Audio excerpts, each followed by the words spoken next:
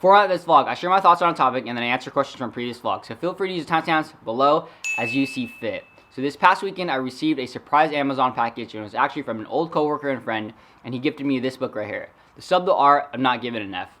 And he knows I'm into self-development and reading and all that, so he gifted me this book because this book has had a positive impact on his life. And I actually gifted him a book a few months ago, Can't Hurt Me by David Goggin, because that book had a profound impact on my life. And I started this tradition 4 or 5 years ago when someone gifted me a book, and I was like, that's a really good idea. And gifting the book not on any type of occasion, not on a birthday, not on Christmas, not on anything like that.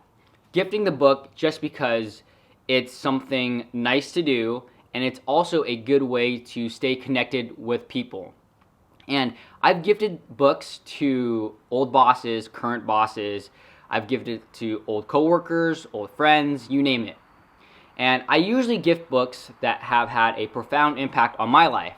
So at this moment, I'm gifting Can't Hurt Me by David Goggin.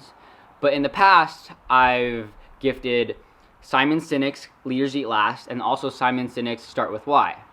And I really enjoy this. I'm not sure if you would call it a tradition, but it's just something that I do.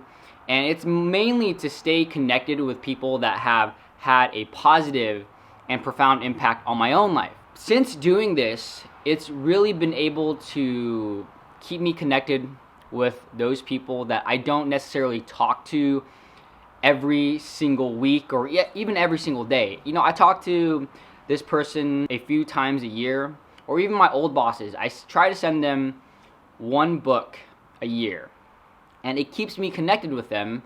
And when they receive the book, sometimes they'll send one back, or even just a text like, hey, thanks for sending me that book. How are you? How are things going? And then we chat for a few minutes, or even over the next few days via text. And it's just a good way for me to stay connected with people. So I just wanted to put this out there because this is a very small gesture that goes a long ways that I found that has worked really well for me. And when I think of gifting a book to someone, it can be to anyone. It doesn't need to be they have had a profound impact on my life. If they've had even a little bit of a positive impact on my life, I like to gift them this book. Or once I find out that they are into self-development and reading and would actually enjoy the book. So that's one of the caveats as well.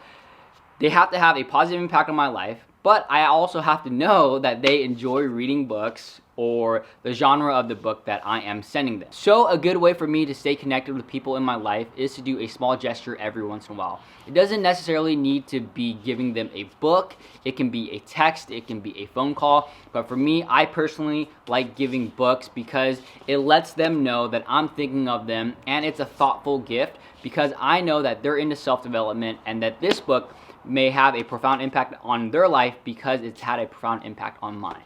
Let's get to some questions. First question comes from Achilles Financial. He asked, how is the recovery going? Massaging, icing, and possibly breaking up my run soon. So recovery, so far so good. In the past few days, I've really started to implement more stretching, foam rolling, and especially icing. Today, I already iced for 2 times 20-minute rounds, and I'll likely ice one more time before the day ends.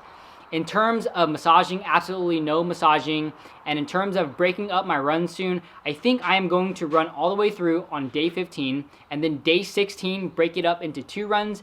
And then from day 16 to day 23, it'll still be 2 runs. And then on day 24, I'll break it up to 3 runs, and then keep the 3 runs all the way through until I finish with all 31 days. Roster Runs asked, do you want to set up a Goggins 4x4x48? So for those of you who don't know who David Goggins is, he's an author, Army Ranger, Navy SEAL, ultra runner, and overall badass, and the person that got me into ultra running. He did a challenge to where he ran 4 miles every 4 hours for 48 hours. Yes, I'm interested in this. Let's set it up. Let's talk offline. And you know what? Let's take it a little bit further. Let's do 4x4x96. Squatch Fitness asks, what kind of veggies do you like on your subs? So I pretty much like all veggies in my subs except for olives. And it's funny because I have a cat named Olive, but olives in my food, no thank you. In terms of veggies in my subs, lettuce, spinach, tomatoes, cucumbers, pepperoncinis, pickles, and literally any other vegetables, and I really like to load up my subs with vegetables. Lisa asks, what's your favorite vegetarian food? I'm gonna take this question as a main dish, what I would have for dinner type of food, and not sweets, because this is two separate conversations. If I had to choose right now what my favorite vegetarian food is, and this totally might just because I'm super hungry and I'm craving this, is paneer tikka masala. Put some naan in there, so good. Hyperfit TV asks, what do you think of those championship fights at UFC 251? That main card was so good. Definitely worth my money. And I know the Rose versus Jessica Andrade fight wasn't a title match, but dang, that fight was so good. I wish it would have gone 5 rounds. In terms of the title matches, number 3, Petr Yan versus Jose Aldo. Petr Yan is a beast. I thought that the fight could have been stopped a little bit earlier, maybe 20 to 30 seconds earlier. Jose Aldo was just huddled up and he wasn't defending intelligently. But Petr Yan is a beast, and I really hope that Henry Cejudo comes out of retirement so that they can fight each other. I would love to see that matchup.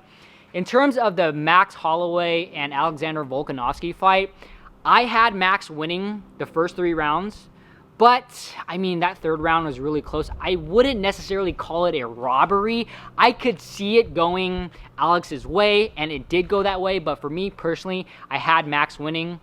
And for the main fight, Kamaru Usman versus Jorge Masvidal, dang, that fight, that was good. I mean, to be honest, I don't necessarily need to have like knockouts in my fights. It's nice and that's cool, but I really like Kamaru Usman's style. It's just dominating. So when I see someone, even if it's a heavy wrestling style, they're dominating that other performance, I'm like, dude, you're a beast. So overall, really good fights and really good championship matches.